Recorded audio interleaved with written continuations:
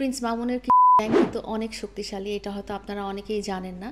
আমিও প্রথম জানতাম না। তো সে বারবার তার সুন্দর চেহারা, তার কম বয়স, তার প্রতিবন্ধী ভাই বোন, সে তার পরিবারের একমাত্র উপার্জনক্ষম ব্যক্তি, এসব বলে সে কিন্তু বারবার মুচলেকা দিয়ে বের হয়ে যায় এবং বারবার সে একই অপরাধ, মারপিট থেকে শুরু করে, সে ব্যক্তিগতভাবে মারপিট থেকে শুরু করে সে কেলেঙ্কারি, সে নাইট ক্লাব জাতীয় জিনিস বা বিদেশে পাচারকারী, টিকটকের আড়ালে এইসব জিনিস সে করে আসতো এবং তার গ্রুপ করে আসতো।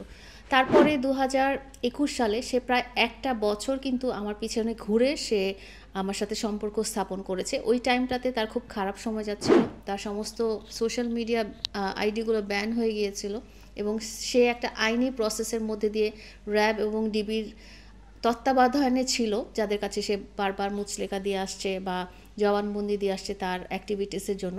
তো ওই টাইমে তার খুব বড় একটা লিফটের দরকার ছিল এবং সে আমাকে আমার ডিভোর্সের কারণে আমি যে মানসিক খারাপ অবস্থানের মধ্যে ছিলাম এবং আমার অসুস্থ সন্তানদেরকে দিয়ে মানসিক একটা চাপের মধ্যে দিয়ে বা একাকিত্বের মধ্যে দিয়ে যাচ্ছিলাম, সেই টাইমে সে এবং তার পরিবার কিন্তু আমাকে টার্গেট করে।